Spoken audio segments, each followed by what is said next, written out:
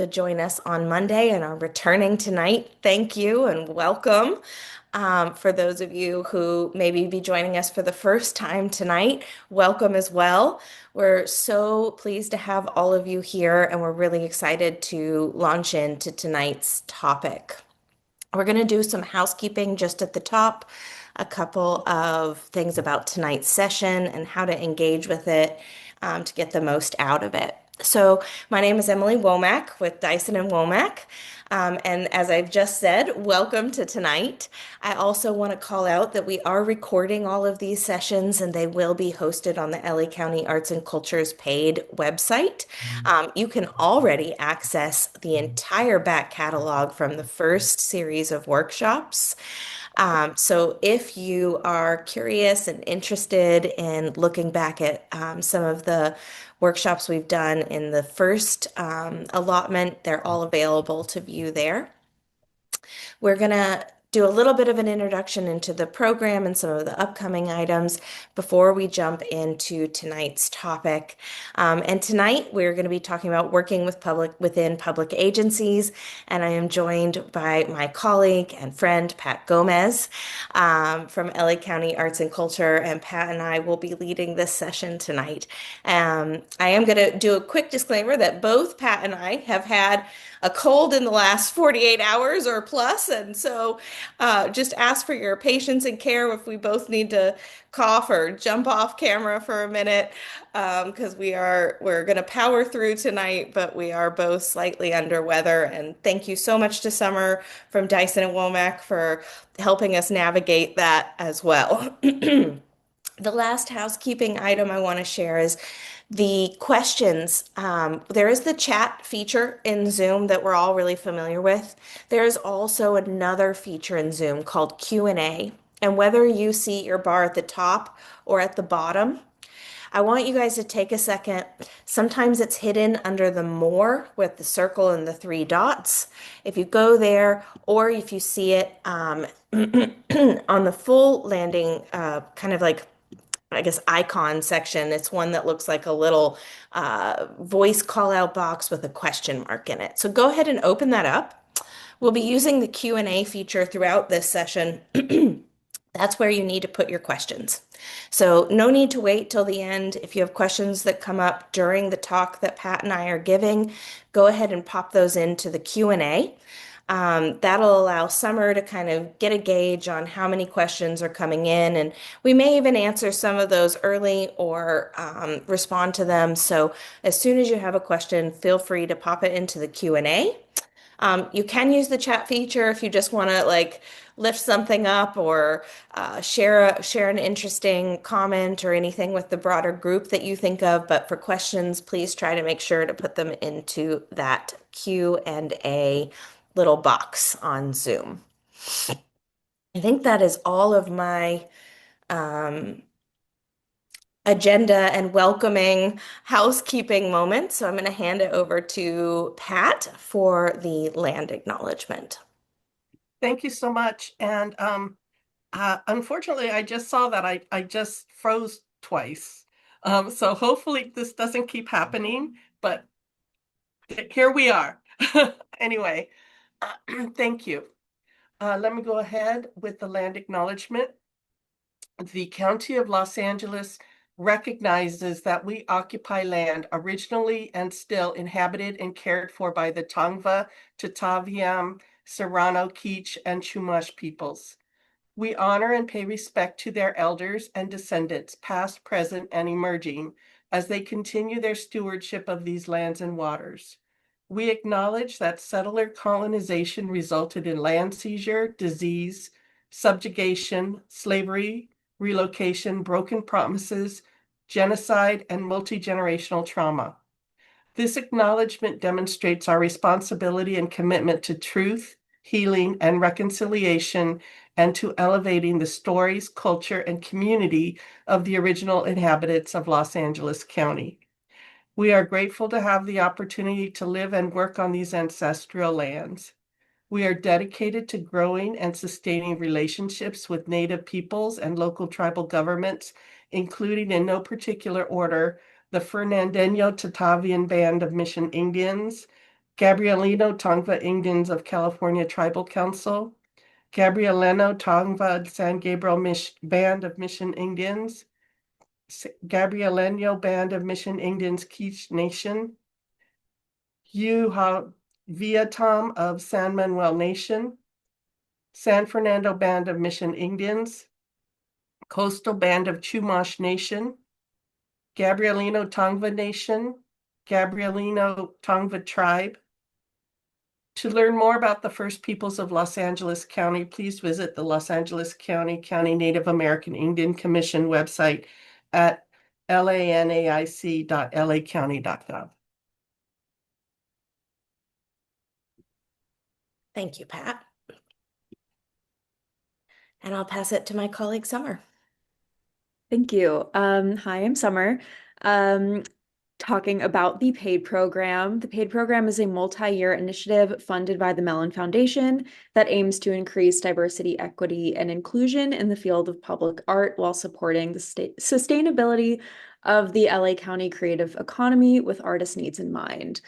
The program is designed to tackle the critical barriers to entry in the field of public art and address the wider career challenges faced by artists.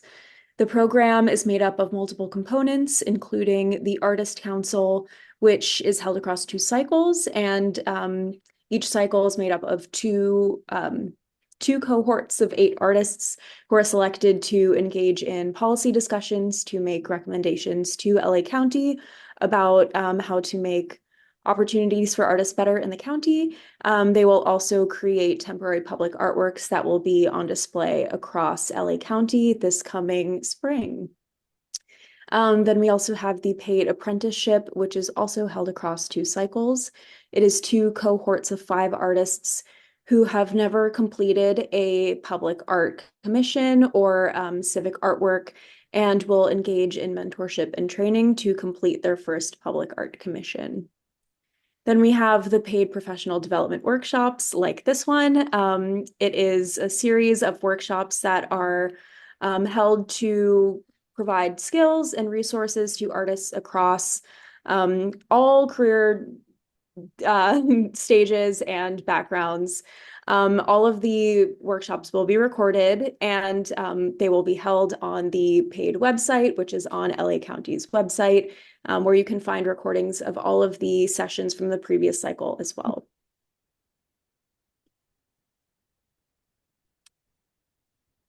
And so the next coming workshops that we have, after tonight, we will have a workshop on Monday, February 23rd, that will be on financial management for public art projects. That will be guest presented by Hannah Cole and Lita Venieri, and they will be speaking about budget management, insurance, taxes, and all of those relevant items to public artworks. Then we will have a few-week hiatus, and we will come back in March, kicking back off with some sessions around fabrication. Those dates are yet to be announced, but please stay tuned because those dates will be coming up in March. And so tonight, we will be talking about working with public agencies. Public art often means working in complex bureaucracies and can lead to misunderstandings and a sense that transparency is lacking in the civic art field. Tonight's session will seek to address this dynamic by inviting artists to learn more about the processes, policies, and structures that inform the civic art process for LA County Arts and Culture and other civic agencies. The guest presenters will be talking about project development, management, oversight, and collaboration between multiple agencies. And artists will receive guidance and insight on working with public agencies and navigating those dynamics in the civic art landscape. And so I'm happy to introduce our guest presenters, Pat Gomez. She is the Senior Project Manager in Public Art and Private Development at LA County Arts and Culture. Pat Gomez has extensive and varied expertise in public art programming and project management. She is currently working in the Los Angeles County Department of Arts and Culture Civic Art Division as the Public Art in Private Development Senior Program Manager and as the Civic Art Senior Project Manager. As a former creative services manager for the Los Angeles County Metropolitan Transportation Authority, LA Metro, Pat oversaw the identification and placement of public art at rail and bus stations. Among other projects, she oversaw the artist and artwork identification for the newly opened K-Line stations. Previously, she was the arts manager for the City of Los Angeles Department of Cultural Affairs, Public Art Division, and was responsible for the arts development fee, private percent for art, city art collection, and murals programs. Welcome, Pat. And our other presenter will be Emily Womack. Emily is a leading executive in art consulting and an expert in public art management and policy. Emily is dedicated to developing methodologies that increase equity and access in public art. Emily co-founded Dyson and Womack, a Los Angeles-based public art consulting, fabrication, and design firm that manages and advises on public and private contemporary artworks and programs. Emily is a motivational leader whose progressive approach to artistic engagement and civic dialogue has shaped significant projects for the firm, including the City of Los Angeles's Public Art Triennial Current LA and the California Air Resources Board Public Art Program, and the Public Artist in Development PAiD program, a joint venture with LA County Arts and Culture and the Mellon Foundation that seeks to promote the career growth and economic empowerment of underrepresented artists in LA. Welcome, Emily. And I'll pass it over back to you. Awesome. Thank you so much, Summer. So, Pat, how should Great. we begin? I know.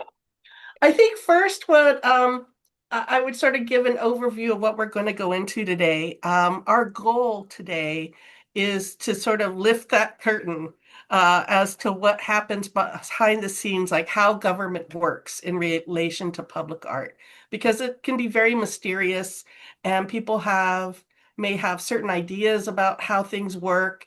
And maybe they're partially true, but maybe there's other things that come into play at different points. So what we're going to do today is go over all the processes from our perspectives, and we hope to give a lot of why. Because you as an artist may see something that seems like, oh, you're told we're going to do this, this, this, and this, but you don't know why we're doing these things. So we're hoping to sort of provide that information so it's less of this sort of, black hole of, not of disinformation, non-information, whatever. So with that, I'm going to get started with the typical civic art process in general. And you'll see here, this is actually a really good slide because these colors show you sort of who's involved at that point, at each point of these these points within the process. So the first one is the public art agency is going to be either ourselves, and tonight I'm of course I'm speaking from the LA County perspective, but we're actually broadening this to also talk about this in terms of other arts agencies. So it's not just specific to us. We want this to give you a general understanding, and Emily will jump in, and I have also worked for two other agencies as well. So, there's a lot of cross information that's very relevant between all the agencies. At the beginning, and we're going to break these down in this presentation, is scoping and planning, and those are the behind the scenes things that artists don't generally see, which is how an agency will identify a project, like how does a project get birthed, and what's involved behind that. And then in the next thing at the end, this is where we start bringing in artists, which is that artist selection process. This is generally going to be the first time an artist is going to see something that is being put out there. And then the green is really how we are working with the artist that is selected, the actual artists themselves. And there's many steps to actually designing, fabricating, installing, approvals, and so forth, and a lot of eyes reviewing things. And we'll get into that. But that's us working directly with a commissioned artist. So let's talk a little bit about why. Why are there public art process programs? How are they funded? And a lot of it does come from funding. It's very funding generated because you need money in order to do a project. So this first square is a good sort of overview as to how a project exists, and those projects may actually have different um, requirements around them or opportunities associated with them because funding matters. How a project is identified matters in terms of what that opportunity is going to be for an artist. So the first one here is percent for art requirement. Um, that actually could be considered private or public, but I'll talk about public because this is the big one. Our department, our division is civic art that we are working within under the Department of Arts and Culture. And our civic art bread and butter, so to speak, for our projects is a percent for art requirement. And what that means is that the Board of Supervisors has established a policy that all capital improvements must include 1% of that cost of that budget towards an artwork.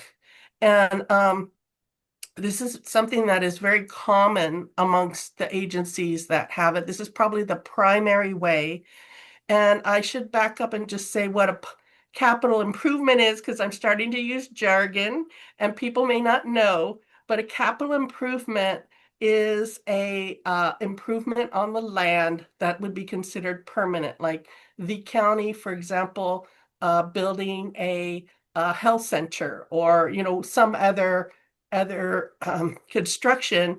Every time that's done, 1% of that goes towards art.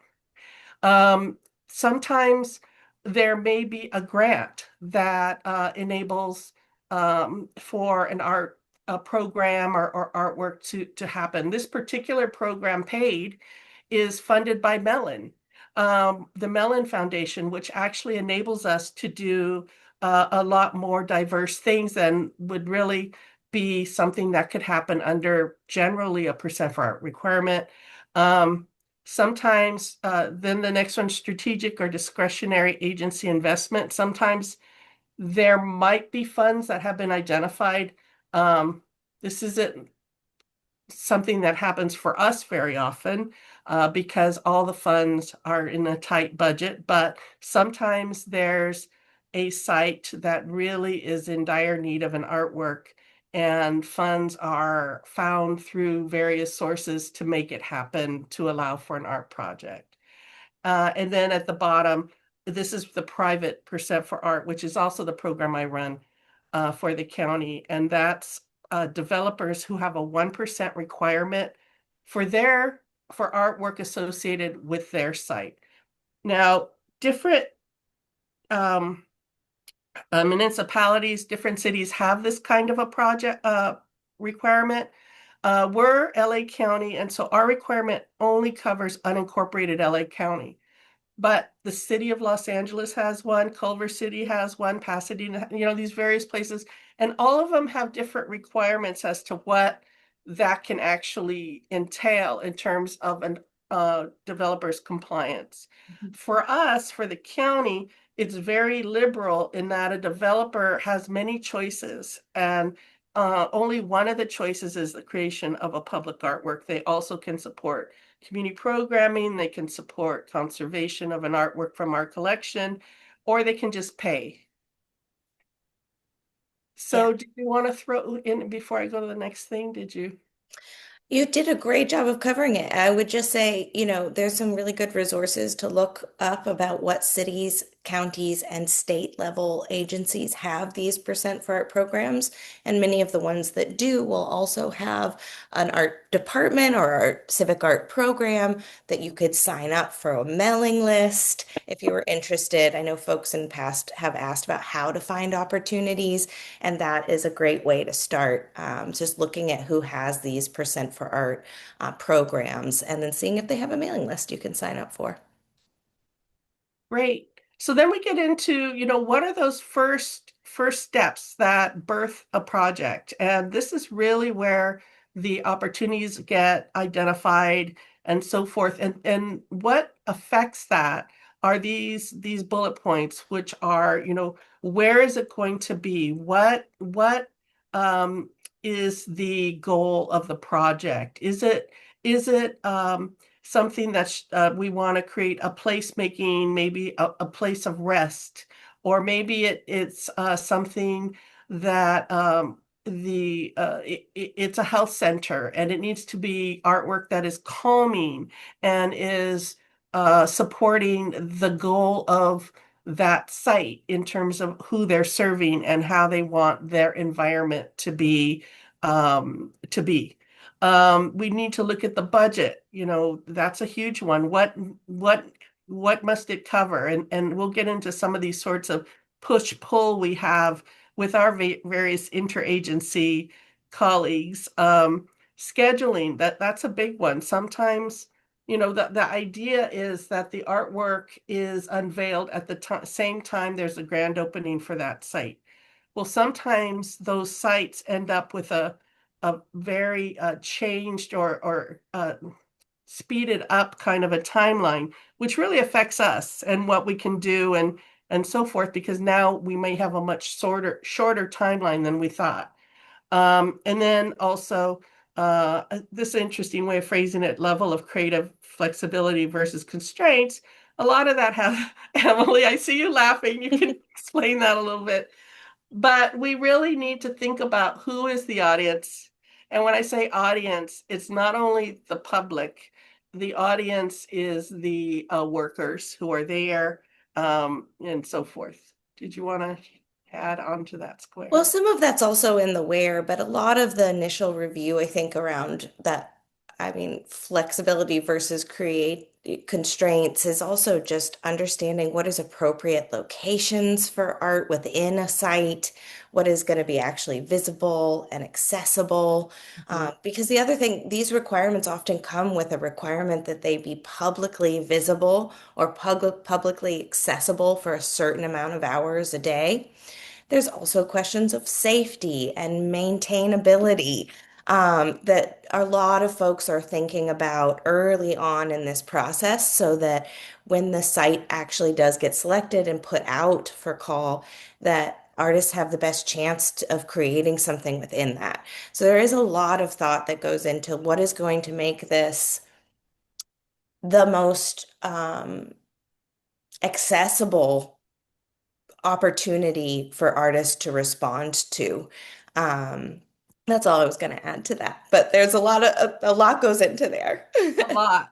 And then the last box is actually goes into that further, which is Yeah. where, which is that the actual physical location for things. And a lot of that we work very early, as early as possible with architects, the engineers, the public works, construction team to see, what can happen in relation to the architecture, what sort of access, what's going to be safe, what's going to be permanent. And I'll talk for a minute about permanent requirements in terms of the artwork, but also it's goes back, the last one goes back to what I was talking about is, how does this fit within the overall project design and the timeline? Again, with that idea of grand opening, arts in place. Okay, so there's during this again is the scoping and planning stage. This is still behind the scenes. This is before the call goes out to artists. It's still internal. And the conversation is it's such where we, we'll talk about, just basic ways in which the call is going to go out, and all of this is defining the opportunity that's going to be shown up in that call, and also um, what kind of language is going to go in that call in terms of what we're conveying for the type of artwork and the budget and the timeline Yeah. and all of that. So all of these things are part of conversations that we have. We have it with the architect, all of the construction projects for the county, and it's pretty much the same for everybody, is There's generally a public works division or department within the government agency. We have a public works. And generally, they're the ones who oversee all the construction. So they're responsible for the budget and everything for these multi-million dollar Yeah. um, buildings that they're overseeing. And so we have to make sure that our process fits within what they're doing at all points. Yep. So those are all sorts of things that we talk about. Um, the actual first square talks about, what is the selection method going to be? That we could talk a little bit more about that later. But there's generally two big buckets that those fall into. Our projects and most projects generally are going to have an RFQ process first. And what that means, again, jargon, is request for qualifications, which means that initial call that goes out to artists, we're not asking for a proposal. We're asking for an artist to provide a sample of their previous work and a statement about why they might be interested, and then a panel will look at that, and then they'll select finalists, and then those finalists are paid to do a proposal. So that generally is it. And if an RFP process comes out first, that would be a process where they're already asking from the get-go for a proposal of some sort. Mhm.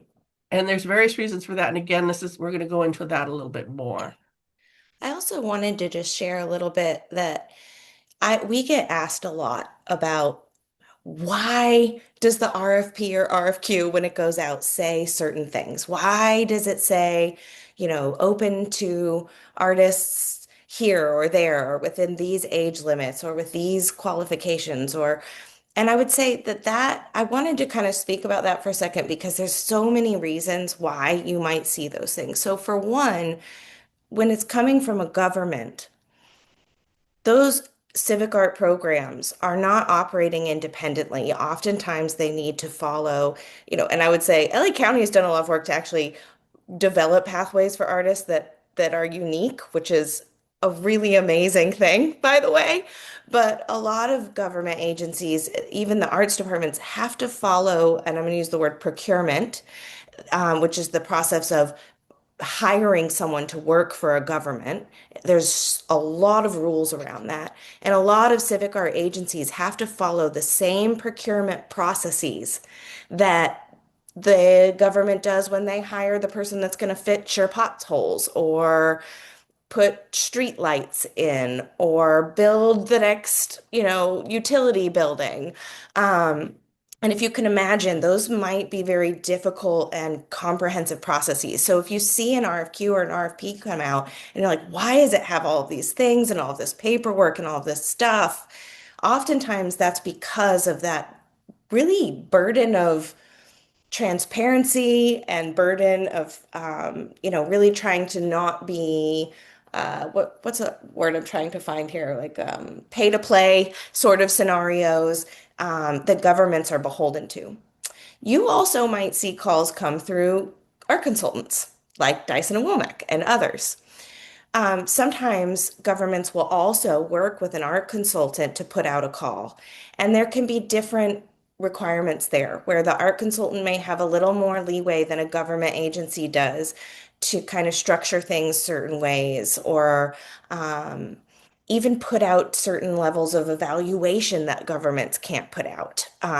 So I just wanted to you might see some very differently structured RFQs and RFPs, but that is also the product most often of rules and processes that are requirements through law or through the alleviation of some of those or the differentiation of some of those when it goes through an outside consultant or a non-government commissioning agency. So I thought it might be interesting to share a little bit more behind the scenes on that one. Yeah, and I would also like to say that we do occasionally hire consultants. We hired Dyson and Womack to work with us on this. We have other times when we might hire a consultant to manage a public art project because we have too many projects and not enough staff. And what happens in those instances is that there is the very strict procurement, but it's that procurement in identifying and hiring the consultant.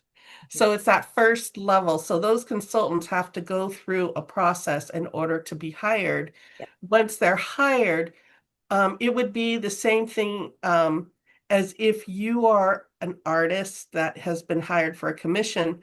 You will identify your fabricator. You will identify the person doing your installation. Those are what are known as subcontractors. They're your subs. So in a similar vein, if we're hiring our consultant to do a project, they then are subcontracting with the artist. So that's why there's more of a leeway because we are not contracting with those artists. The art consultant working with those artists. So I know it can be a little confusing, but I Yeah. hope you're all with me still on this. We had a question come in that if I can just jump in with it, for Pat, someone's asking, is it assumed that if we see an RFP, that an RFQ has not already happened? And are both opportunities funneled through the same site? Oh no, I just froze. And so I didn't get the last part of that question. Oh, I'm so are sorry. are both opportunities funneled through the same site? Um, yeah, so we very rarely will do an RFP. As I think I mentioned, for us, it's not something that normally happens. We generally are always going to do a request for qualifications, which is that first step where we're asking artists to provide their qualifications and examples of their previous artwork. The request for proposals would basically be a second step, which is something that happens with finalists that have been selected through the first part. So that wouldn't be a public call in that instance. Only the request for qualifications would. The request for proposal happens the next step while we're in that Yeah. process. So the answer is yes. If you see an RFP out publicly, you are safe to assume that there has not been an RFQ because you would only see an RFP publicly in the instance where there is not a preceding RFQ. In those two-stage processes, the RFP, as Pat is saying, is not a public element to that. Yeah. And then also at this point, Oops, sorry, oh, sorry. my bad. Um, we're at that point, we're also at the same time this is happening, we're starting to identify who are the community stakeholders associated with this project. Is there a community group that is very active? Maybe there's a Friends of group that is connected with this particular kind of facility. Um, we will talk to the supervisor's office to see if there's particular community stakeholders that they would like us to engage with. Also, very, very important stakeholders are the actual workers who will be experiencing that artwork every day. So, Like, and also all those conversations are being held internally. So scoping and planning, again, this is just goes a little bit more into what I was just talking about, which is all the research that goes on behind the scenes before anything's ever released to an artist as an opportunity. A lot of it is us seeing, what has been going on in relation to this particular build. Is there a particular group? Have there been what has been there in the past? Just really understanding, why is this being built of the services that are going on? Like this is all researched for us to fully understand everything about the site. Um, we, look at data, we look at, in relation to, who is the community that's there. What county partnerships can we have? For example, maybe there happens to be a nonprofit, an arts organization that's right nearby that's already servicing artists in that community, and maybe we want to work with them a little bit to do this call and to do the artist selection. We look at the feasibility. That's a lot of that is budget work that we do. And then, so all of this is going on. And when we say project assignment, um, once the decisions are made, there's going to be a project, it's going to have this kind of scope and everything. At that point, for us internally, for us, our department, it's then assigned to a project manager. So we have four project managers, um, which are not enough, but that's when we assign the project to some one of us.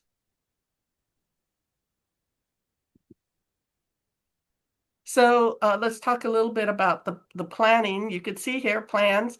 Um, Again, it goes into researching the site, the architecture. Again, a lot of the things I've already gone over. We will have at a certain point a project kickoff internally where we're meeting with, and everyone is meeting in terms of the county principals. So we'll have a kickoff where we are meeting with the public works people, and all of the construction has what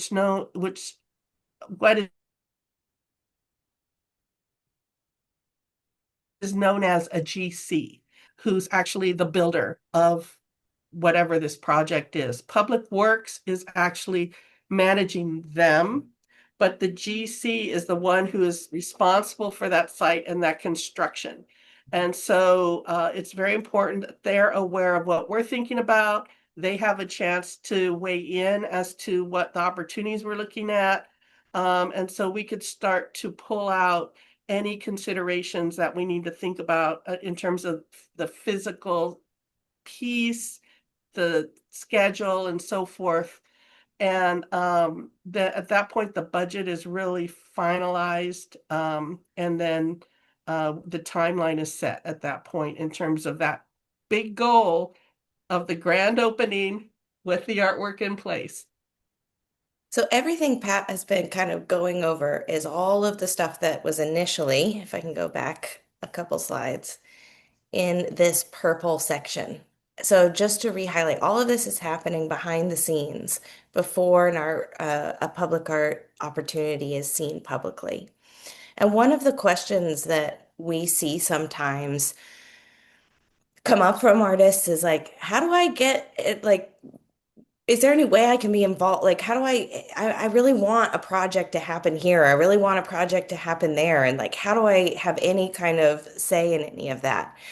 And what I hope to some degree you've seen is that a lot of this is based on laws, on policies, and on funding channels that are happening in departments not under the control of the arts divisions entirely or at all sometimes. Um, so there can be a lot of rules about how these projects come to fruition.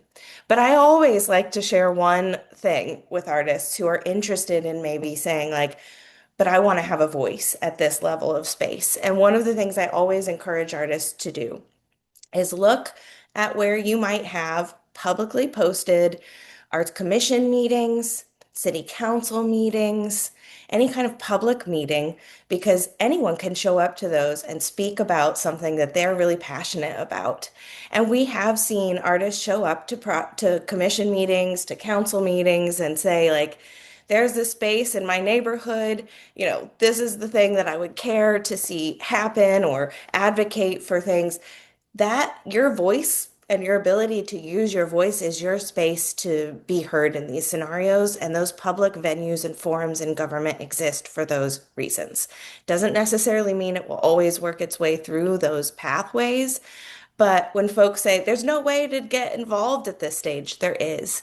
And it's by showing up and speaking and sharing your ideas and kind of being that person that's like, hey, what about this? And you'll be surprised. I have seen projects come to exist through those things, through those pathways of someone raising a hand and raising a voice and advocating for something. So while a lot of this, like I said, is bound by law, bound by funding, bound by all of these things, and there's an immense amount of work to make sure that they are safe, that they are appropriate opportunities, that they are thoughtful for the communities in which they're going into. There is some opportunity for artists to have a voice through just simply showing up and saying so. So that's my little PSA for being a citizen, a concerned citizen in your communities. I think that closes this segment, unless you want to add anything and before we go on to the next phase. Pat, No, I think we're good. cool. So phase two, artist selection. Um, Going back to that first page, this was the purple, the light purple, where you start to see artists be involved. So Pat, why don't you walk us through the artist selection from the county's perspective? Yes, and I think I need to talk for a second before we even get here, kind of Yeah, going back a little bit, sorry, yeah. because we didn't really talk about it, and I think we need to, because we talk about budget, we talk about constraints, but in terms of identifying the project opportunity, um, I would like to actually talk for a second about the kinds of funding that may come into play. Hmm. Uh, for example, I mentioned that the public percent for art projects are a primary way that projects are funded. Well, how are those funded? What kind of money? Some people call it color of money. And what it is that uh, these are tied to construction of these facilities. They're tied to the construction of health facilities or a park or whatever. Uh, Very often, this is not a construction. These are, multi-million dollar constructions, and they are not paid for directly from the county writing a check. The county applies for grants, or there may be a proposition that the state of California has a proposition. We want more parks, or we want more whatever. So if, for example, if there's a grant funding a building, that grant will have requirements as to how that money is spent.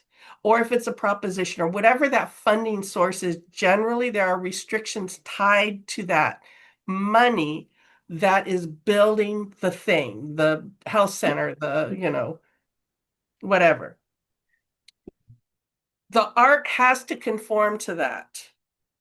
So I know that a lot of times that, there's artists that will say, well, why can't we have pay for programming instead? Or, but if the art compliance requirement is tied to a construction of a building, and that building comes from funds that are only to be used for capital construction, that means the artwork has to also be considered capital construction, meaning permanent art.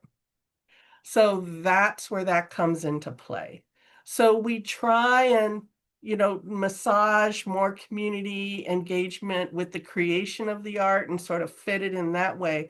But the idea of having just a straight ahead temporary project, we're trying to be more creative and figure it out, but we're tied to the constraints of the funding for that particular project. But one thing that we've started to do, I should also talk about this as well. When we're identifying opportunities, we've started to identify ways to break up that budget. So, for example, let's say it's a big project and it has $1 million of art. Instead of now automatically, we don't automatically go towards we want to hire an artist to do $1 million art piece. We, in large part through the conversations of the Paid Artist Council program, are recognizing, that this is a very hard way to get a footing. It's very hard for an artist to go from no permanent public art experience to all of a sudden being competitive for $1 million project. That's a very difficult thing to do. So what we've started doing is breaking it down. So instead of having $1 million artwork, we might have the main sort of one big one for 500, and then maybe something for 200 and something for less. And then maybe we keep like maybe, 100,000 or 150 or something for purchases. So we can have artists' artwork purchased to go inside. So we want to break it into different levels that can have more ways of entry into the project. Thank you, Pat. Mhm. And now to artist selection. Yes. So this is where you start seeing it. This is the public call. So again, there's different methods of selection. We talked about art request for qualifications versus request for proposals. Generally, what's going to happen is we're going to have this call that goes out. We will identify a artist selection committee or a panel that will be the ones that will review all the submissions. Those are not done by us as staff. We as staff do not get to pick the artists. I know a lot of times people might think we're in the back room. No, that does not happen. And We that's the same with consult, like when we run calls, we have a selection panel. We are not doing the selections either. If the person putting out the call is not the person actually selecting, there's always a committee. Sorry, Pat, go ahead. Yeah, no. And the committee, who's on the committee? For us, our committee is going to have an artist commissioner. Um, we have an arts commission, so we have a commissioner from whatever district that artwork is sitting in.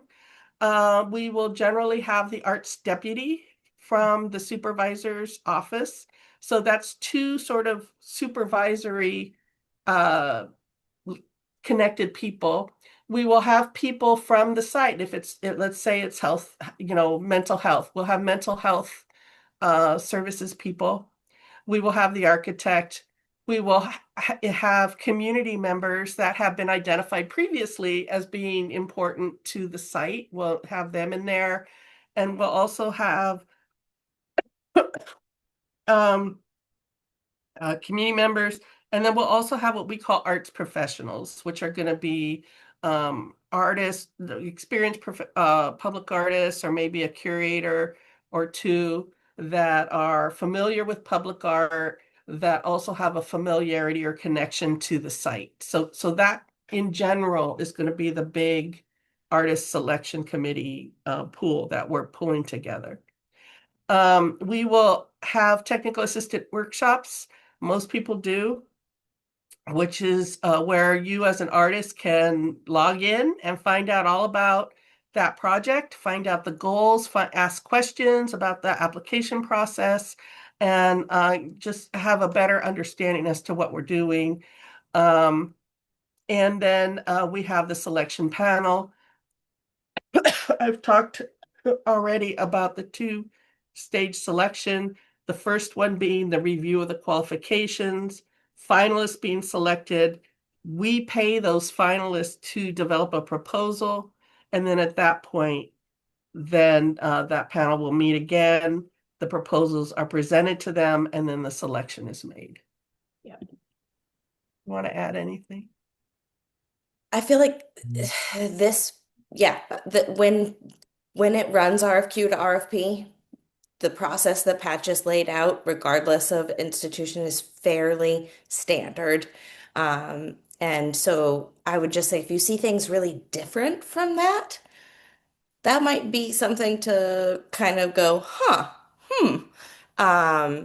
Because there has been a lot of work done in this field over the last couple of decades to refine, and not that it's perfect, and the PAiD program is actually in large part to try to, part of this program is looking at policies and thinking, how can we perfect them even more? It's always growing, always learning, always progressing. But this process is very much a product of refinement and development and consideration about how to create a transparent and equitable process throughout this. So I think what Pat shared is very standard across that. But there are other ways um, that commissioning agencies might use to commission public artworks. And in my work as a consultant with different agencies, I've used all of these in various scenarios. So I just wanted to briefly share some of the others that, while maybe less common, are still absolutely valid ways for commissioning public artworks. So as Pat just very clearly walked through, the open call RFQ, RFP process is your most common. Um, it's almost entirely used in government scenarios, although there are some situations where government might use some of these others. But typically, because of those rules around procurement that I was talking about, you see governments utilizing the open call RFQ, RFP process. Um, the limited competition, that is one where it's still competition based and it's similar to just an RFP only stage, but instead of going out publicly, a small group of artists is invited to respond to an RFP. They're still typically given a stipend for that work, and then there is still an external selection and evaluation panel. Everything at that point is held similarly with the rigor of like the panel reviewing, all of that. It's just that it doesn't start to an open pool through an RFQ. Usually, that when we're doing that as the art consultant, we typically will identify and select that small group for invitation. The commissioning agency we'll work with will review that, sign off on it, and then we'll issue those invitations to that small group. I often see that come into play when there's a particularly challenging site or a really, really tight schedule.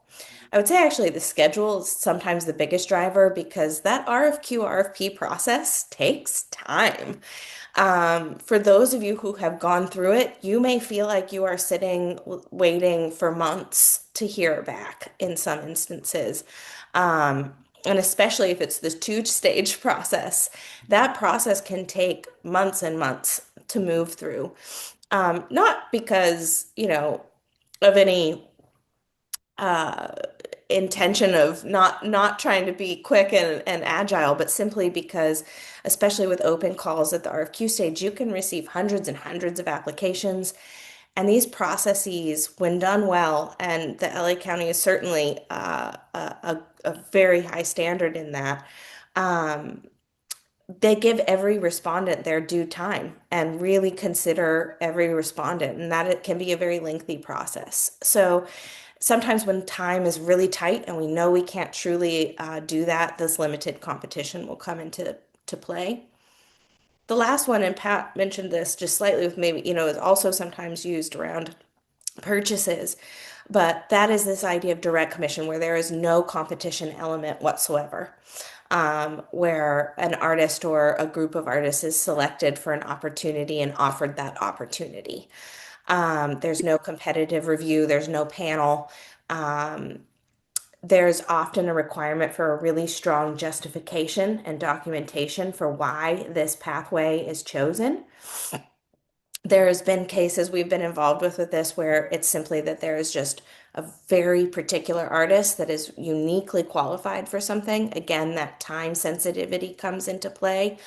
Or when there's just a really strong desire for a certain aesthetic or style of work that, again, there might be an artist that's really uniquely qualified. And there might not be rules in requiring an open call in this scenario. There wouldn't be rules requiring an open call in this scenario. And we've worked on projects where the direct commission element is maybe one of array of opportunities. And so you might have some that go public and maybe one due to its complexity or its sensitivity or simply just some parameters within that project that one goes the direct commission route. Is there anything you want to add to that, Pat? No, well, actually, just one thing, just to let you know, because you mentioned that a lot of times the limited or the direct commission might be in relation to artwork.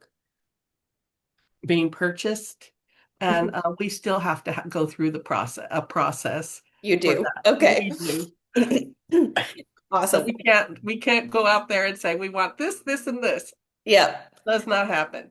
Yes. So as you will hear from, government plays by very strict rules. And in the direct commission areas that I've worked in, there have been spaces where that has come through government in a weird way, but like is typically around a direct acquisition or a direct purchase of an artwork.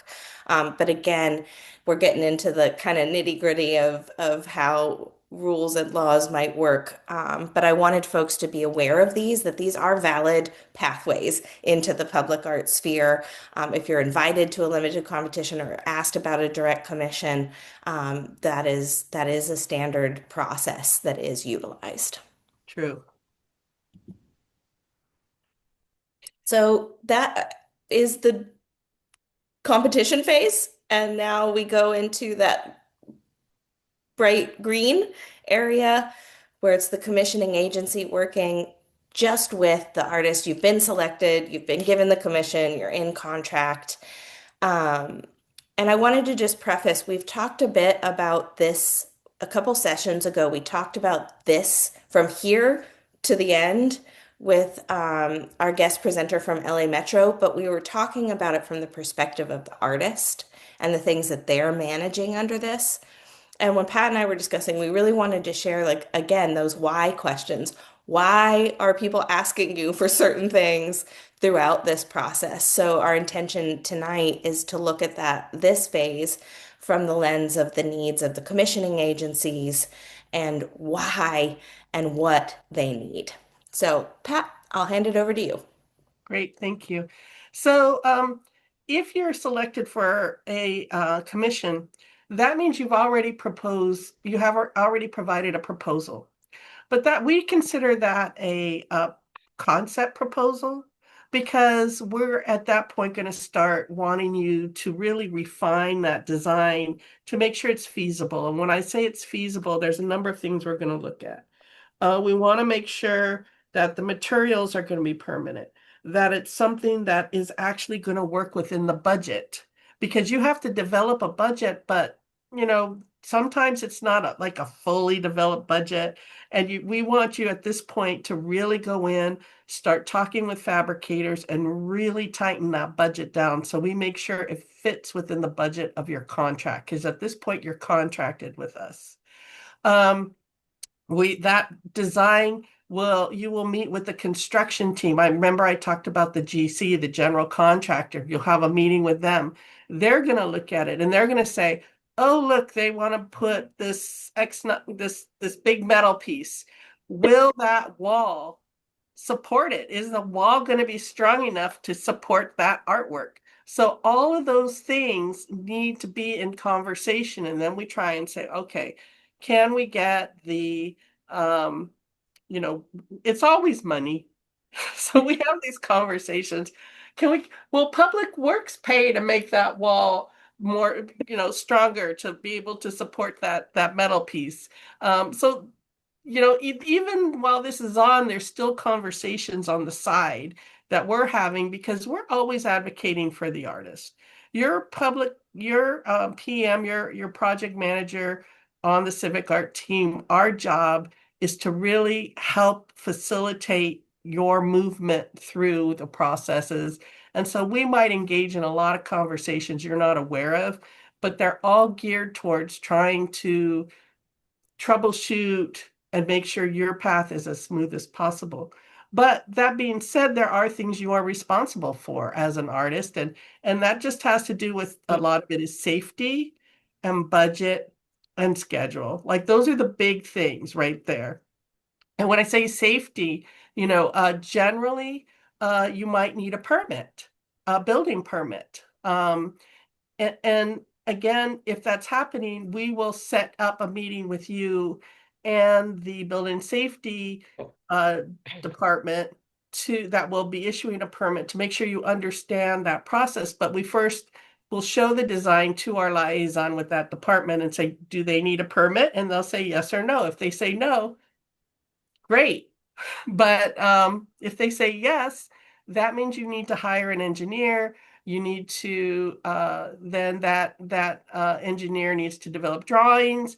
Those drawings need to be reviewed by building safety. They will stamp it, and so at that point, we're not allowing you to start fabrication until you have that permit because we need to know, and you need to know that you're not committing yourself to a certain fabrication, a certain plan that's not going to be approved. So you need, so that's why there may be steps and, waiting and so forth, because permitting can take a month or maybe 6 weeks or, it takes some time.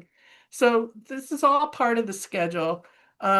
We also require a conservator to review what you're doing to make sure that you're building something that's going to have the permanence that it's needed and that's going to be easy to maintain. And all of this is requiring you to, when we say budget development, you have the amount of your that you're contracted for in your budget, but the way it's spent during this process is going to be adjusted because you may find out, oh my gosh, the cost of concrete has just gone through the roof. So now that means I need to think about now I might need to adjust my project design so that I can afford this, or maybe I need to build it differently, or maybe there's a way to piggyback on some other concrete that's being poured somewhere in the site.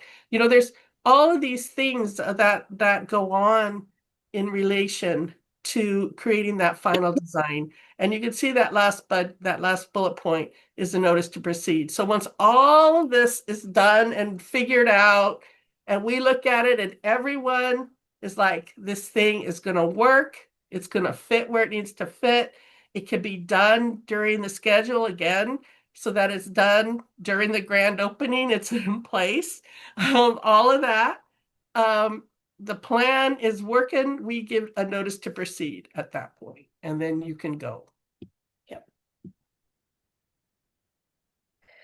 There are other alternatives. What Pat was kind of speaking to here is what we would call like a full service contract for an artist, where you are contracted to do everything soup to nuts from design development, fabrication, installation, closeout. Excuse me.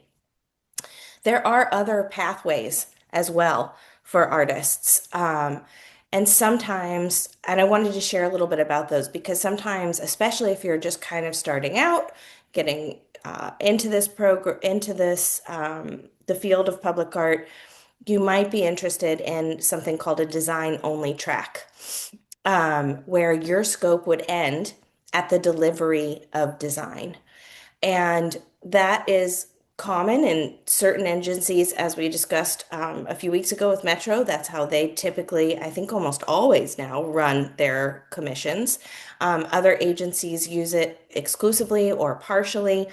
We've done calls that are design only tracks before.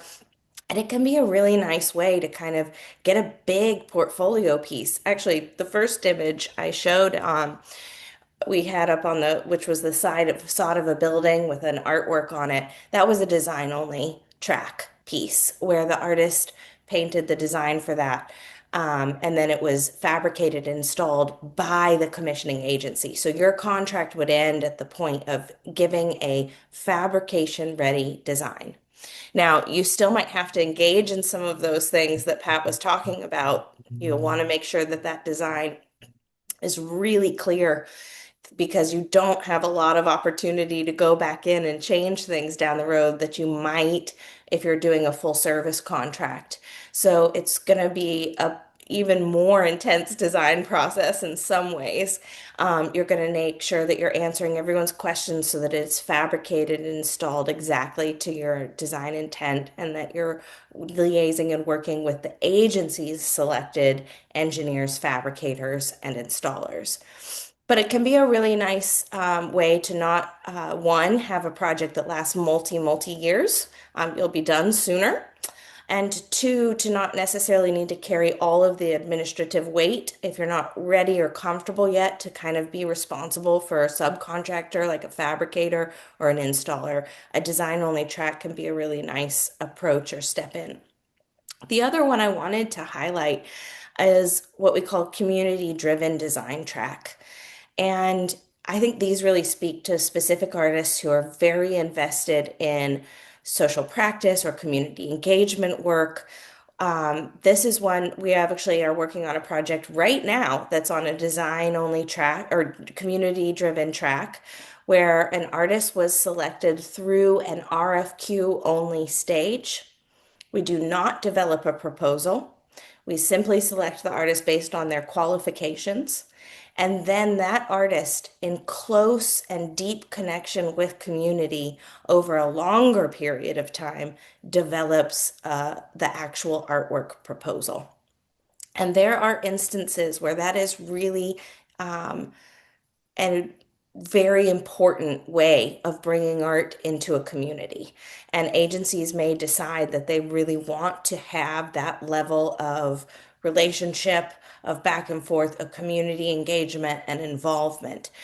It requires artists who are flexible, who are open to critique, who are open to co-developing with community, who have strong communication and comfort with public design, having their in-process work out and having iterative and revisions in that way. It might include hosting workshops, designing ways of engaging with community as well. Um, but that is also a common track that we work with artists through all the time. And so if you are an artist that maybe when you look at the track we just talked about and you think like, I don't want all those decisions made before I get to be involved. Looking for projects that have the community-driven design track can be really useful. If you are someone who feeds off of creating in that kind of co-collaborative way, or you have a very strong social practice. Anything you want to add there, Pat? No, thank you. You did a great job. So phase four, oh my goodness. My counting. I jumped from phase three to phase five. So apparently there's no phase four. But anyway, after design development, we go into fabrication and installation. And I just wanted to preface for this one, I would say what Pat is probably going to share here is pretty standard across the needs of fabricating and installing and the things you're going to see. There's very little differentiation because it's about building something. So Pat is going to share that from the county's perspective, but I would say it's a pretty good, uh, it's pretty standard for across the field wide. And Pat, I'm going to hand it over to you to take that with the example of the wonderful Cliff Garden piece. Great, thank you. Yeah, I thought we would do a case study and I picked one where, to be quite honest, where I had all the documents and things, because I'm going to actually show you what some of these documents look like. So this way you get a sense of what it is that we're asking artists to produce. Um, but this is the piece. It's a Cliff Garden piece. It's called Water to Wishes. This is now known as the Mark Ridley Thomas Behavioral Health Center. It used to be known as King Drew. So you may know it as King Drew Hospital, which was shuttered, I don't know, by now, I think 25, 30 years ago. But it was the main county hospital. Unfortunately, it went through stages of where the service was not there, and they had to shutter the hospital, and it remained shuttered for 20 years. And then Mark Ridley Thomas came in. Regardless of whatever else with Mark Ridley Thomas, he did this. He came in and he found the funds to turn this into a state-of-the-art behavioral health center for the community. And so this was an instance where the artwork was asked to have a specific role. And the role was to the building was already very iconic and maybe had some not great associations. And so the idea was to create an artwork that really would help transform the facade. So this is the piece that Cliff Garden came up with. It's called Water to Wishes. It has a lot of lighting elements. The lighting changes all the time. It's actually quite a beautiful piece. Next slide. So I want to talk specifically, about now we're going into like what is an artist being asked to provide as in terms of doing the fabrication and installation. And so what I wanted to share with you is just a sample of the kinds of ways an artist can convey what it is they're doing. So this particular project, if you can go back again, sorry.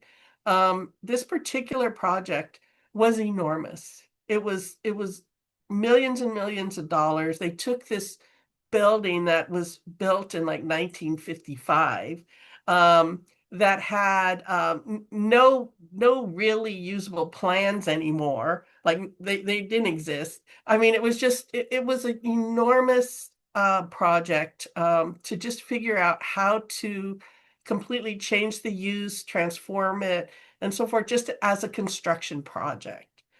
And what this required was basically, again, the general contractor is responsible for this construction site. And they're responsible for all the subs. When we say the subs, we're talking the plumbers, the, drywall people, all of the things, all the trades.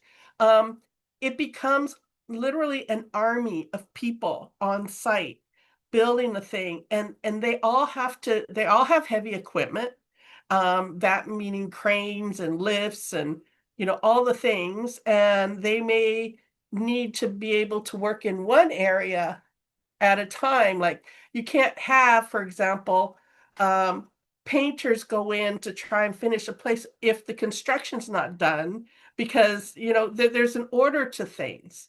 And so it is an incredible puzzle, and in a way kind of a dance that needs to be orchestrated by this general contractor.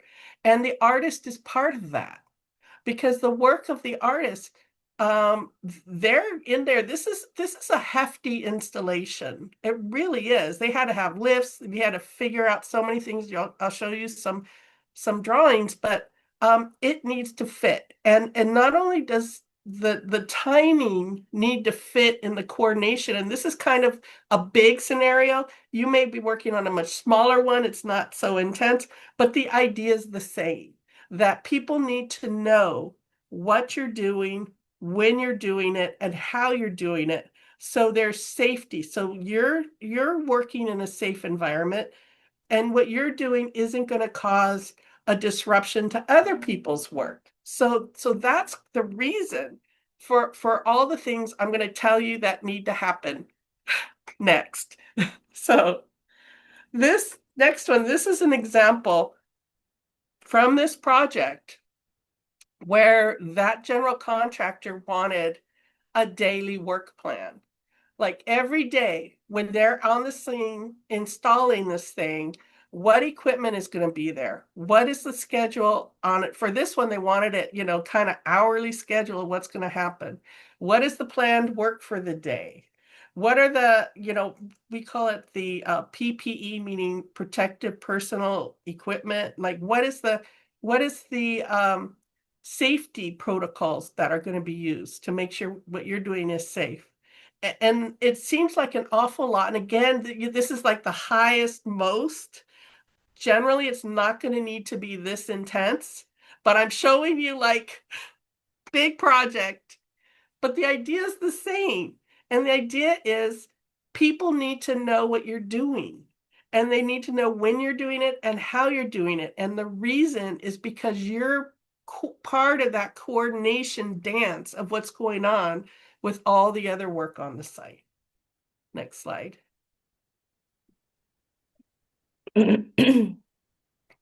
Sorry. There you go. So this is also part of that submission. In this case, you saw how tall those were. Those artworks go way up. that means there were cranes required. So you can see here these two little circle areas. That's two cranes. That's where the crane is going to be placed. So they had to tell the general contractor what kind of crane is going to go in and where will it be placed when it's doing the work. And part of that is because there were other facade work going on at the same time, and there were other heavy equipment by other contractors going on. So again, it goes back to the everyone just needs to know what's happening so that it can all fit in the puzzle. Next slide. And this, you can see here the installation on the left. These are metal, and then at night it's lit up very beautifully. But again, you can see, how that the cranes are needed to be in there working to do that installation. Next slide. Oh. Oh, yeah, cool. Models could be helpful, yeah. Although we generally, send PDFs to people. Generally, the general contractor's just looking for your plan, like what I showed. But if it helps you to sort of figure it out, great. So then this is just a final piece of that. One Next of slide. the things I wanted to add is, even as a consultant, when we first started working on some really large projects like this that Pat was talking about, 10 some years ago, it can be a little intimidating coming into some of these rooms with construction management firms and teams. There's a lot of language, there's a lot of lingo, there's a lot of, you know, um, construction world stuff. And I think one of the things I just want to say is like, in those instances, please lean on your civic art project managers and team because it is not necessary for you to know every single thing. But what Pat has honed in on over and over again is the core of all of this is about communication. And also, I don't want to like be scary about that, but there's real things going on in these stages. Particularly, and I know Pat has kind of focused on that install section. The fabrication is a little less intense because it's happening off-site and under your control, but there will still be quality checks, sign-offs, approvals of samples, approvals of prototypes, approvals of drawings, lots of different things. And then on site, it takes it up to another level where you are, having to fit into safety and all of those types of things. So it's super important that one, you find team members for your fabrication and installation that you trust, you feel that have good qualifications and credentials that meet the needs of the project. As Pat said, there's lots of different tiers. On a much lower level tier, you might not need that same level, but if you're working on a big project, you probably would. And ask all of the questions. And if you don't know what something means, say it. It's better to get clarification earlier than later. Some of the things that I also just briefly wanted to highlight that you might be asked for in advance, in addition to the things that Pat has showed, is what we call means and methods or submissions of installation plans, where you're kind of, even before you get on site, communicating your intent, what you plan to do, how you plan to do it, etc. You might also need to have materials tested out in the environment for a while. So you might have to produce samples or prototypes that actually go live at the job site, and weather and do things. And if that kind of stuff starts, if you're excited about that, that's great. I run ahead, get in some public artworks. But if it scares you or makes you feel uncomfortable, that doesn't mean it's a no. You might want to consider some of those other tracks, like the design only track, etc., so you get a little more comfortable, or surround yourself with teams that have gone through these things that can give you that confidence. So just wanted to add those few final notes on that. We had a question come in that's relevant to what you were just talking about. Someone was asking, Does LA County require artists and artist design teams to have OSHA certification if they're working on live construction sites?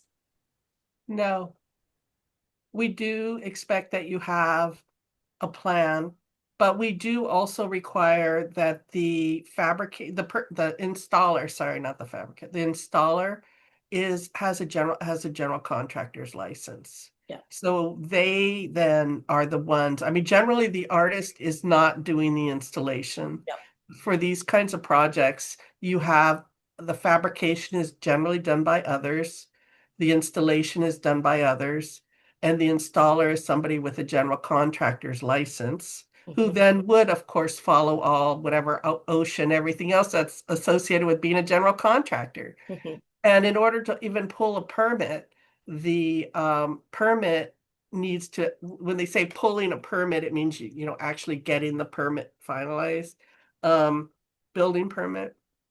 That person doing that needs to be a general contractor. So even though you may have coordinated the engineering and worked with all of that and sort of facilitated the process, when it comes to that last day of going in and paying for the permit, it goes under a general contractor's license, which is going to be the installer Mhm.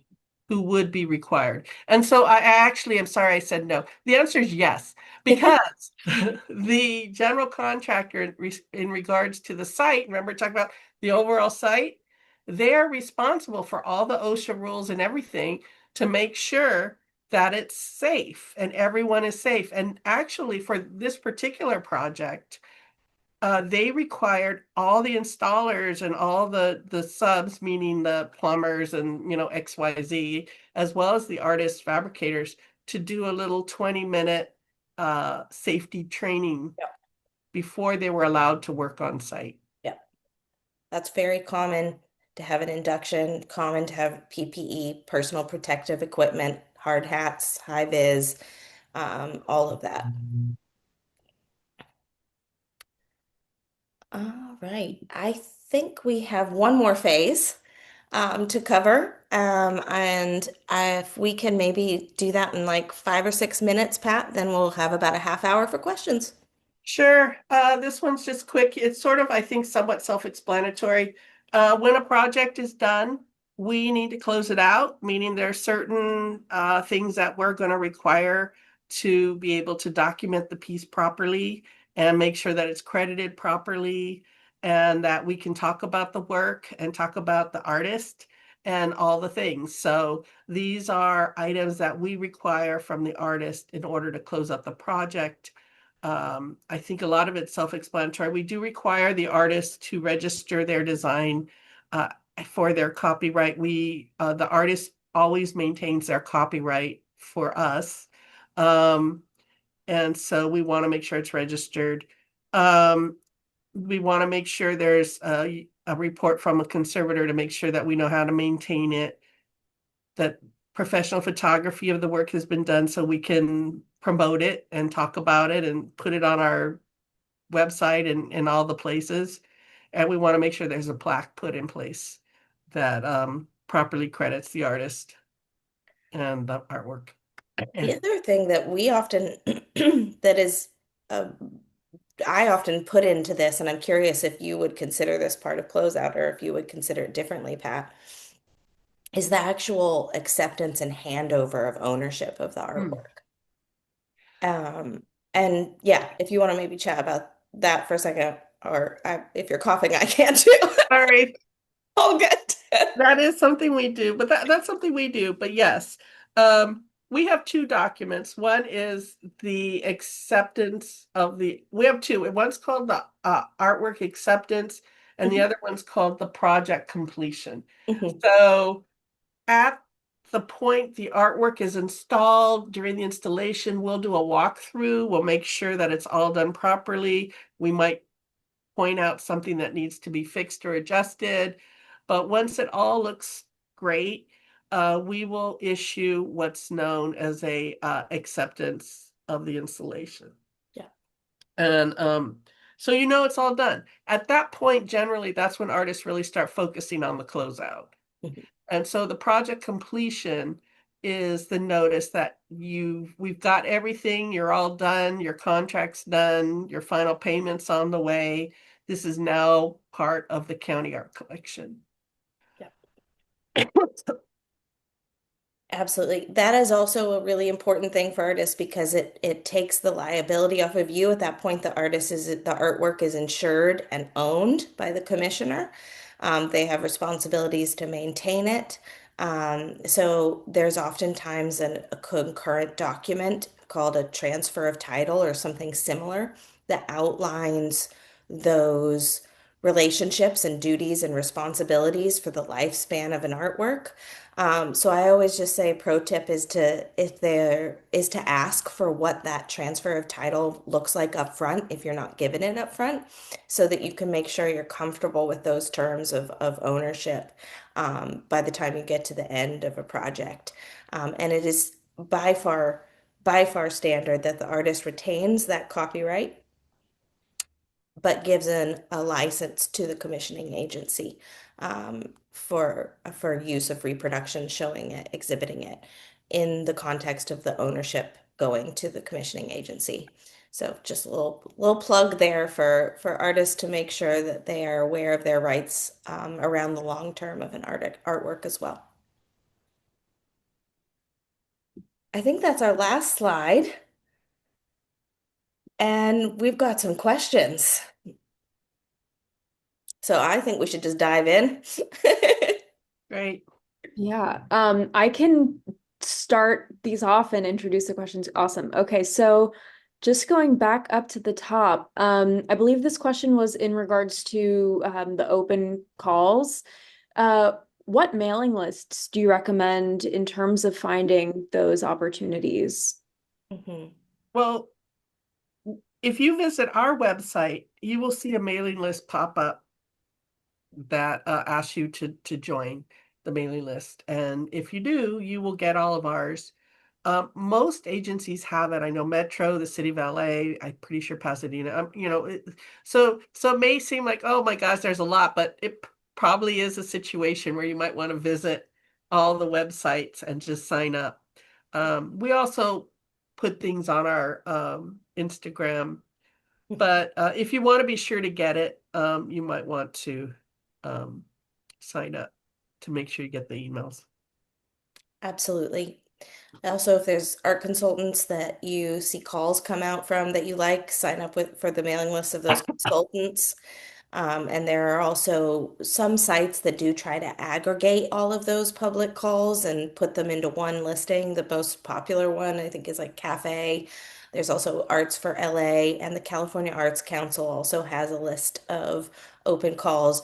Agencies have to submit their calls to go onto them. They're not just scraping them off the internet. So some of them may not capture everything, but that's a good place to start, and certainly going direct to the agencies. Thanks. What happens to the money if developers just pay the city instead of funding art? What percentage of new buildings choose to fund public art? For our program, now our program is unincorporated LA County. And to be just very transparent, the bulk of them are just paying. Just because a developer, they're trying to build a building and they're on their own timeline and so forth. But we do get some, and we do allow them to do artwork. We allow them to support programming. There's a number of things, but the funds received, we're actually in the process of going through some focus groups. Um, we're finalizing that to identify the use of the funds and what kind of umbrellas, big themes that can at least guide for the upcoming foreseeable next, like maybe 3 years worth of things. So I would definitely, sign up for our mailing list, because any opportunities that come from programming that's developed for the use of these funds is going to be sent out to everyone on the mailing list. So again, I would recommend that. Our ordinance has only been in effect since 2021. So it's taken us a while to sort of gather some, funds to be able to create a program out of.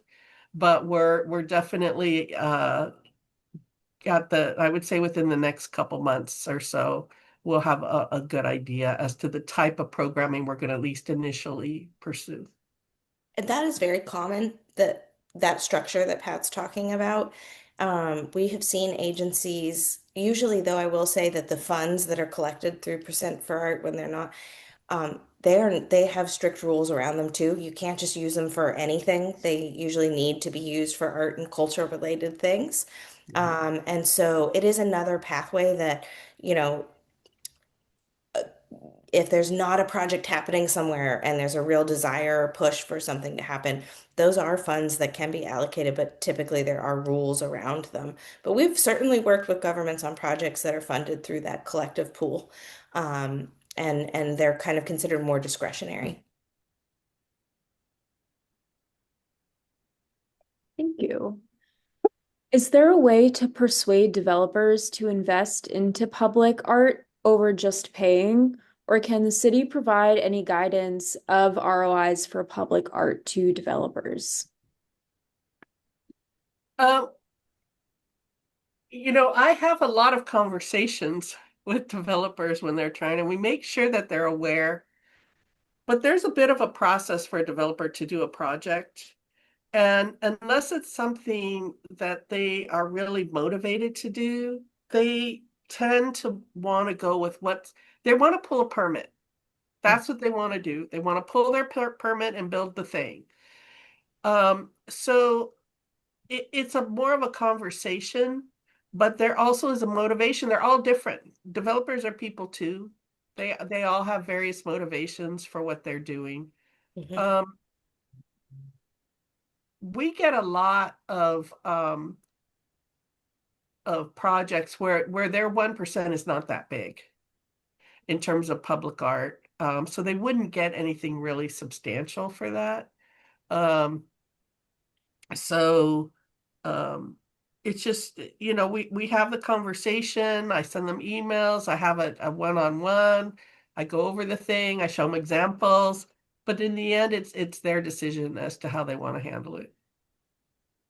And like I said, it doesn't mean that art isn't going to be realized through those funds. It's And true. sometimes by pooling the funds, especially in the instance when Pat was talking about where it's so small, it wouldn't really be able to do much of an impact anyway in a permanent way, the pooling can actually be a benefit. So I don't want it to seem like, oh, they don't do it, that means nothing's like I actually think that sometimes that pooling can result in some really amazing projects that wouldn't have otherwise happened.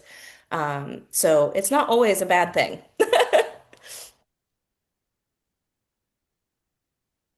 Thank you. Can you speak about the requirements and training to become a consultant? Sure. Um, Well, I can speak up my requirements and my background is in art primarily. I did my undergrad and master's in art and decided that I would rather work on the side of advocating for artists than being one myself.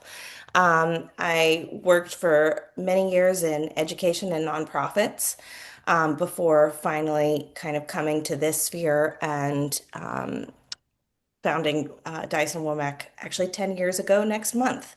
Um, but what I would say is there are some programs about, some educational programs about management and public art from a few institutions. There's not tons, but there are some. But much of this work is about um, building experience and building confidence in the field. And that can start immediately. If you have friends that are doing projects that need help, get involved, say, how can I help? What can I do? Learning about all of the things that we have been talking about tonight is really one of the quickest ways to get involved and starting on projects and working smaller projects, maybe offering skills as a project manager. and then working your way up. You can also start from the side of working within an agency. If you're interested, maybe looking at positions in some of the agencies we've been talking about to gain some skills through that context before maybe going out on your own. Um, but I think people come to this field from a lot of different backgrounds, and education is not the only one. It is, or education specific to this field, I would say. There is a lot of this that is about learning on the job and building those relationships and building that confidence in what you're doing over time. Thank you. Mhm. In private percent for art projects, the contracted artist submits a maintenance plan. Do agencies get involved at an early stage with informing developers about potential long-term maintenance costs to avoid surprises down the road? We have to approve their proposal. They have to provide us with a proposal. And that proposal has to include the materials and their maintenance plan. So we will talk to them about their maintenance plan and about that before we give them the approval to do the project.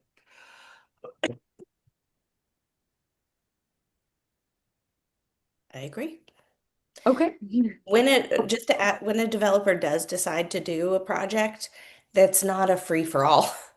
There's often very strict requirements for them, as Pat was saying, and many times they are required to hire and work with a consultant, a public art consultant or an art consultant, because it's assumed that they don't have that in-house expertise. So there is a lot of layers of oversight, and sometimes it's more successful than others. In percent for art projects, do the developers have a say in the art chosen, or is it fully decided through the county?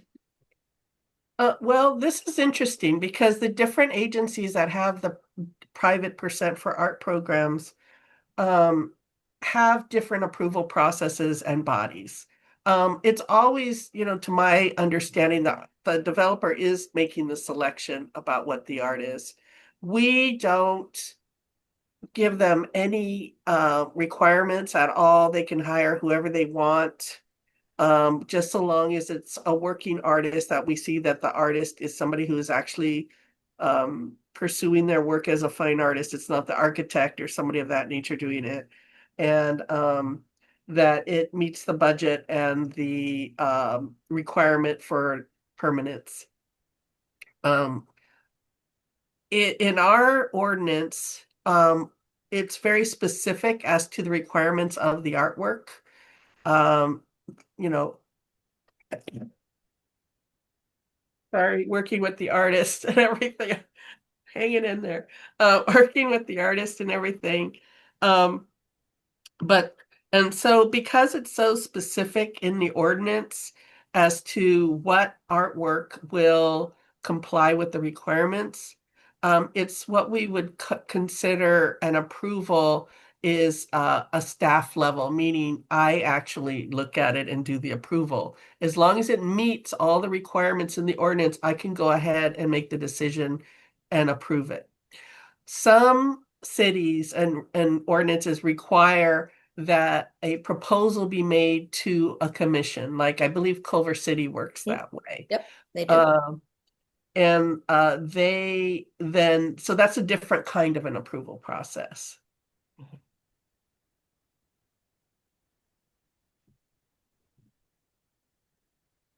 Uh, where does the call go out? And this was in regards to the calls, I believe maybe this was answered with the listings question. Um, Yeah, does the selection committee receive anti-bias training like the California Arts Council panelists? very interesting. Yeah. Um, it's something we're looking into. We haven't up until now. We definitely the panel is people that are pulled from the community that we try very hard to make sure they're um, representative of the community. They're not like outsider people coming in. Mhm. But yeah, that's definitely something I know some people do. We have incorporated a full suite, including anti-bias training in our calls and selection panels for a while now. And in addition to just anti-bias, we also do training on like very basic things like how to interpret and read an artist's CV. Like, what does it mean to look at a portfolio? Because we find that sometimes, in addition to just taste and subjectivity and other things that folks bring in, those base level things of like, I don't know how to read what a like interpret an artist CV, um, can lead folks on panels to feel unconfident, maybe. So this is an area I could talk about all night. I'm actually really passionate about training for panels, but I definitely would say I've seen that being something that is increasing, that commissioning agencies are looking at more and doing more and requiring their consultants to do more too. What are some common disqualifying characteristics that you see within applications, proposals, or qualification stage that can easily be avoided by artists? I wouldn't say disqualifying, but first off, the first thing I would say is read the call very much and see who they're looking for. Like it will say on there who's eligible, who's not eligible. So that would be just a straight ahead. If we have a call that's looking for people living in Los Angeles County and you live in Orange County, that is going to be disqualifying right off the bat. So that's kind of just a very basic thing. But I can tell you just as sort of when you are making selection there of your artwork to go into a call, and we actually have a whole 2 hour session that's already online that I really encourage you to look at. And it's about selecting your artwork for a call. So that is focused on that, and there's a lot of good information. Um, but there are some things, just make sure you're reading what's being requested. So if it's a request for qualifications and it says previous work, don't think ahead and provide a proposal for what you think is wanted or you see in the space. That will work against you. So there's things like that. Um, but again, I really encourage you to go to look at some of these earlier videos that really deep dive into how to apply and your selection and how to write a statement of interest and all the things.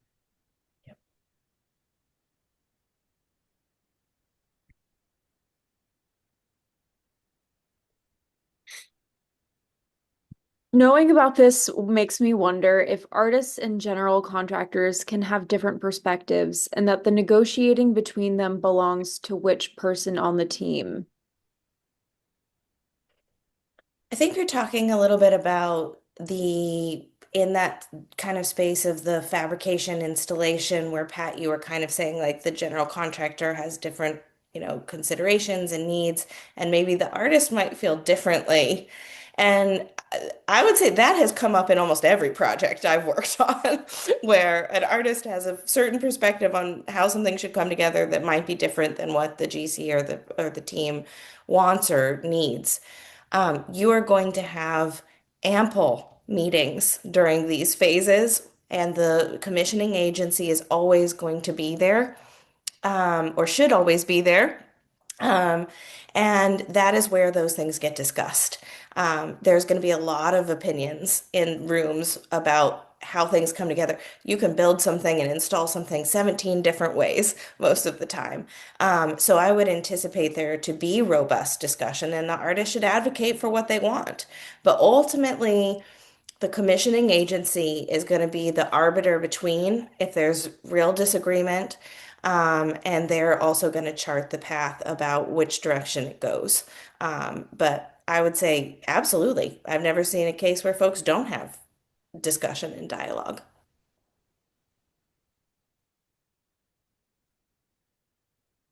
Which calls are the most common? Design fabrication versus community driven versus design only? Well, for us, it's certainly the request for qualifications, the full thing that I discussed. That's ours. However, for Metro, it's design only.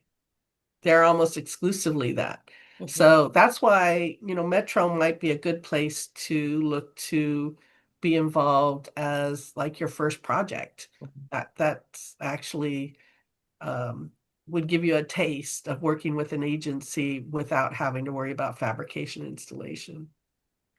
I would still say, though, on general, across the United States as a whole, the design through fabrication is the most common, Yeah. followed by design only. And design only is growing in popularity with folks. So you might see that more. The community driven, certainly the least common because it's so specific. And I would say, oh, somebody is having issues, but and I would also sort of explain why, but we're this is the why. Why does Metro do design only? The reason they do design only, primarily, if not completely, is that their stations are built all in a design. They have one design sort of plan. I mean, they're not all identical, but they're all very sleek. If you look at them, they all have a similarity to them. And the art opportunity is very similar, like the trains that are above ground.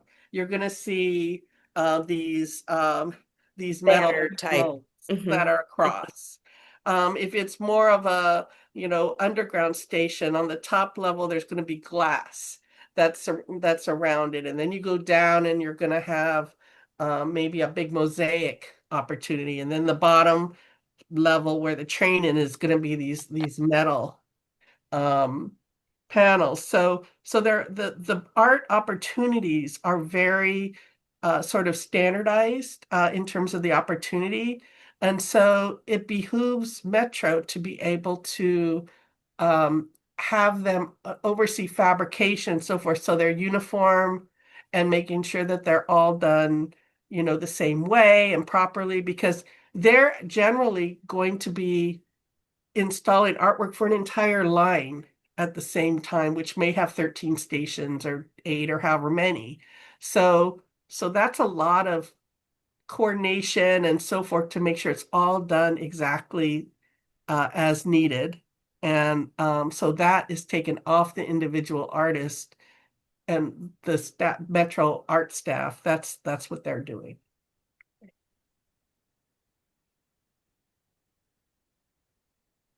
I'm going to jump over to this question that we got in the chat. Um, can you talk about the pros and cons between funding that is available to individual artists, projects using fiscal sponsorship, and projects done in partnership with an organization or nonprofit?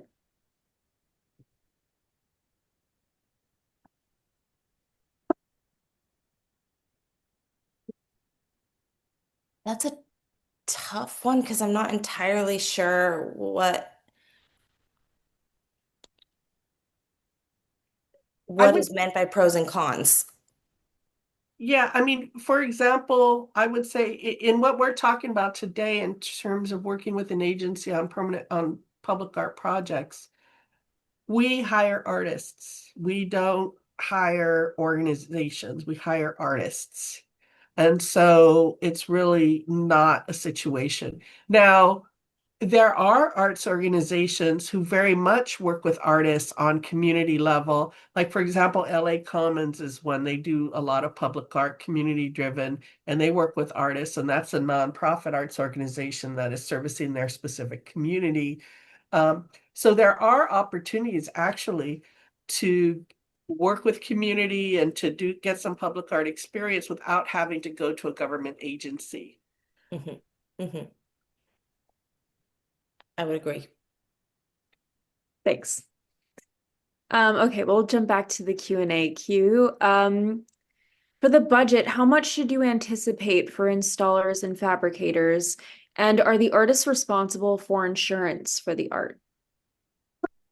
The artist is the artist contract has requires liability insurance for themselves and for the project. So an artist may have insurance for their entire project that covers everybody. But generally, like if they're hiring a general contractor, they're going to have their own liability insurance. So we just want to make sure that all the parties are insured for the required amount in the contract. I'm sorry, what was the other question? How much anticipate for installers and fabricators? It's going to be a big part of your budget. I would say upwards of 50%. Um, there are many other line items available that you do need to budget appropriately for. But LA County Arts and Culture has standard budget templates that they can share. We do as well. And I will also add to that one that we have in the back catalog also specifically, we have, I think, two sessions about budgeting that you can watch to go back and kind of see a real deep dive.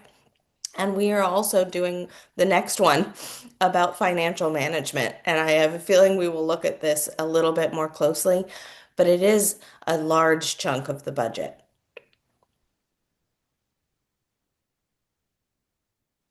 How many contractors might an artist typically need to hire, like a mechanical engineer to create drawings, fabricator, etc.? It's always different, always depends, but if a permit is required, you are going to need an engineer for drawings. If you're generally going to need the fabricator. Maybe you need more than one fabricator. Who knows? It may be a project that has different components that have different fabricators. And then generally you're going to want to hire the general contractor for the installation, and then they would hire their people. Mhm. So you're not hiring all their individual team, but you're also going to probably hire a photographer, Mhm. to do that. Yep. So if you just sort of think about the various steps, um, Yeah. And artists sometimes have higher, design coordination for lighting designers or landscape designers if those things are needed. To Pat's point about photography, you also will probably hire a conservator to write your conservation report. There's quite a few folks involved, especially the higher value and larger the project gets.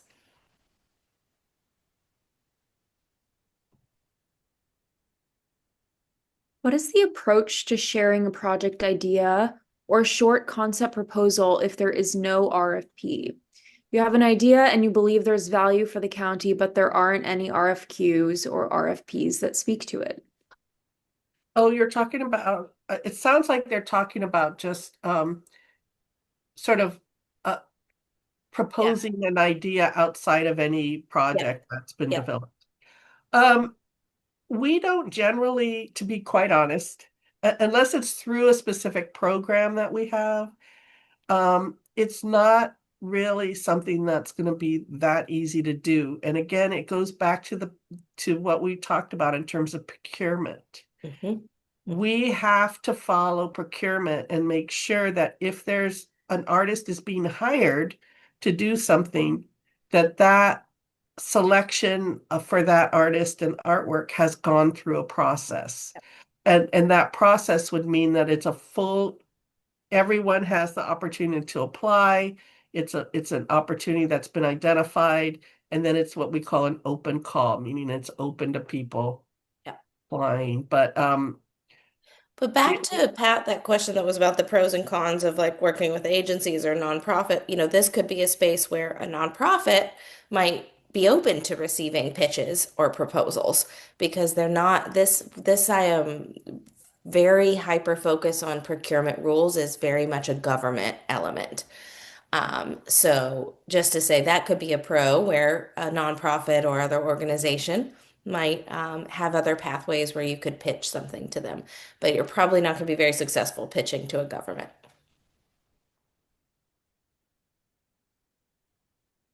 I think we might have time for one, at most two more questions, Summer. Yes. How do you find information about which cities in LA County have a percentage list that is allocated to art during constructions? To find out, I think this question is like what cities in LA County have percent for art. Um, you will, the best way would just be to go to each city's website, look for their arts and culture, and see if they have a percent for art program. Um, as Pat said, many of the cities that she's mentioned from Culver City, LA City, LA County, Pasadena, West Hollywood, all Santa Glendale. Monica. Yeah, many have them, but you would need to go to those specific sites to learn more about them. But you could also sign up for the mailing list while you're there. Yeah, and I would also point out we're LA County Hmm. and we are not LA City. Hmm. LA City is its own thing, Yep. so you want to go visit them as Yep. well as us. And actually, also in the back catalog, there was a session last where we brought in administrators from many different LA County adjacent cities to speak about their programs, and most of them put their, I'm sorry, my cats are fighting. That was very loud. Um, where they put up like how to be involved or how to learn more. So that you could also look at that one. Okay.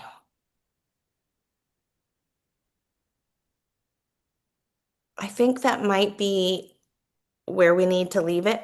If we didn't get to your questions, you are always welcome to email us at info@dysonwomack.com, and we will capture and respond to any questions that we may not have gotten to tonight.